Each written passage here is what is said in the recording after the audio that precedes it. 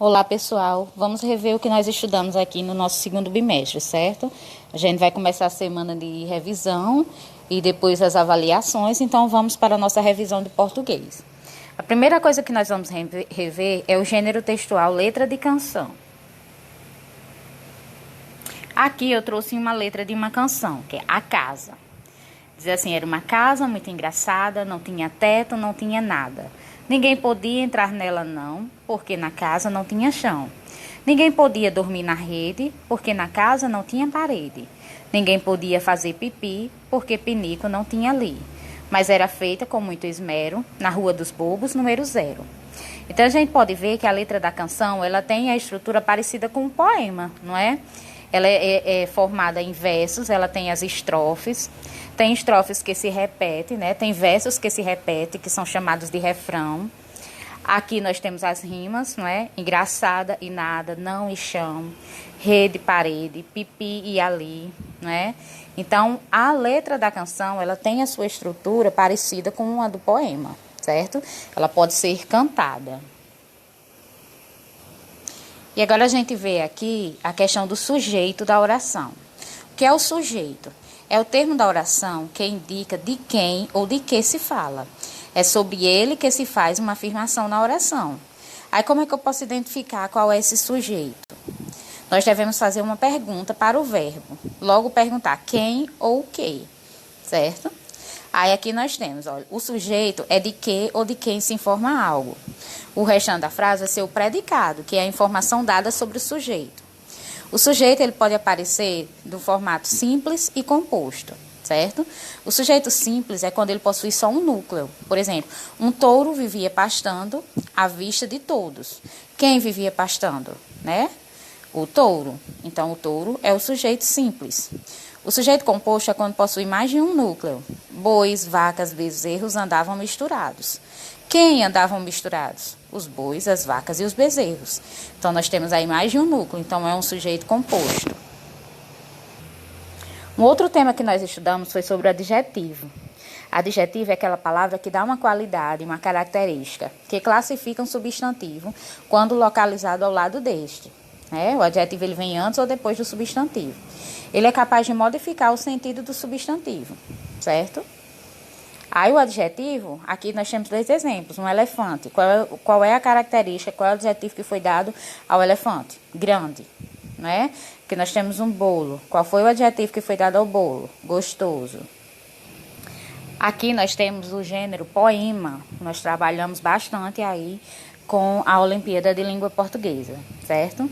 O poema é uma obra literária representada em verso. Pertence ao gênero da poesia. Obra em prosa com o estilo e as fabulações da poesia. Aí aqui nós temos uma observação para você não confundir. Versos são as linhas do poema e a estrofe são os conjuntos de versos. Vamos entender um pouquinho mais sobre o poema, certo? É um texto que utiliza uma linguagem poética. Se caracteriza por uso de figuras de linguagem, né? Você pode usar uma figura com sentido que não é o sentido real. Ele é escrito em versos, ele pode ser dividido em estrofes. Geralmente ele não ocupa a linha toda, né, do papel, vai até a metade ou um pouquinho mais. O poeta, para se expressar os seus sentimentos em relação a um fato da realidade ou de si mesmo, ele usa a criatividade, né, dentro do poema. E o poema pertence ao grupo dos textos literários. Agora nós vamos relembrar o que nós estudamos nos pronomes. O pronome demonstrativo é aquele que indica a posição de um ser em relação às pessoas do discurso, situando no tempo ou no espaço, né? Aí aqui nós temos os exemplos. Em primeira pessoa, nós temos este, esta, estes, estas ou isto, quando está perto da pessoa que está falando. Na segunda pessoa, esse, quando está perto da pessoa com quem se fala, né? Esse caderno é seu. E a terceira pessoa, aquele que está distante, tanto da pessoa que está falando com quem está falando. Os pronomes demonstrativos combinam-se com as preposições de ou em, dando a forma deste, desse, disto, certo? Aqui nós temos um exemplo de pronome demonstrativo. Eu já estou pronta. E você, que roupa vai vestir? Aí a pessoa que está falando está dizendo assim, esta camisa aqui, porque a camisa está perto dele, que está falando. Aí ele aponta para a pessoa com quem ele está falando e diz: e essa calça que está aí, embaixo da almofada? Porque a calça está perto da pessoa com quem eles falam. Aí onde estão aqueles tênis que estavam lá? Né? Está distante dos dois que estão falando. Vejamos aqui o conceito de conjunção, que nós estudamos também. É a palavra invariável, ela não muda. Ela liga duas orações ou dois termos parecidos na mesma oração. Vejamos aqui os tipos de conjunções, né? Subordinativas. Pode indicar causa, pode fazer uma comparação, pode ser uma condição, pode ser uma consecutiva, né? Uma consequência, e pode ser uma conformidade, certo? Aqui nós temos os exemplos de conjunções, certo? E para finalizar, vamos ver aqui os exemplos de pontuação. Gramática, ato ou efeito de pontuar. Uso de certos sinais gráficos para tornar mais claro o significado do que se escreveu. Vejamos aqui. Os sinais de pontuação são recursos gráficos próprios da linguagem escrita. Embora não consigam reproduzir toda a riqueza melódica da linguagem oral, eles estruturam os textos e procuram estabelecer pausas e entonações no que está se falando.